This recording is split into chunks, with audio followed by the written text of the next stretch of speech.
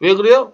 귀신이 드러나가지고 위에까지 올라오는데 나가지 않으니까 자꾸 왔다 갔다 내려갔다 올라갔다 하니까 쏘가지가 나빠져가지고 조그만 말에도 혈기를 잘 내고 불을 잘 내고 예수 안 믿는 사람보다 더 혈기를 잘 냅니다. 맞습니다. 그래서 숨을 들이쉬고 내뿜는 그런 그 기도를 많이 숙달하시기 바라고 숨을 아랫배를 들이쉬고 내뿜고 그 아랫배가 숨을 쓰고도 나오게 이렇게 해야 되고 그러다 나중에는 안 나와도 상관없어요. 그러면 저는 습관이 됐기 때문에 그냥 이러면 그냥 아랫배가 다 들떡들떡해요. 여러분 애기가 잠잘 때 보세요. 아기들이 전부 다 아랫배로 숨 쉽니다. 그거 알고 그게 하나님이 만들어 놓은 바예요. 아랫배로 숨을 쉬어야 파워가 배에서 나와야 됩니다. 코로 바람을 들이쉬고 배꼽안에 호흡을 하는 것입니다. 기도를 하다가 보면 성령께서 감동을 주시는 것이 있습니다. 좌우정한 기도를 쉬지 말아야 됩니다. 특별하게 성령으로 깊은 기도, 온몸 기도를 많이 해야 됩니다. 그래서 기도를 해가지고 능력이 충만해져가지고 체력과 영역을 강화해서 더러운 귀신으로부터 피해 당하지 말기를 바랍니다. 기도합니다. 오늘도 저희 설교를 끝까지 들어본 분들 축복하옵소서. 특별하게 구독, 좋아요, 알림 설정, 후원하시는 분들을 기억하시고 성령으로 세례받고 영할려 영적인 세계를 보면서 더러운 길을 잘 알고 귀신의 영적 피해를 당하지 않으면서 하나님 나라 보물이 되어 평생 하나님과 동행하면서 하나님의 복을 거둬들이며 살아가게 하옵소서. 예수님의 이름으로 기도합니다. 아멘.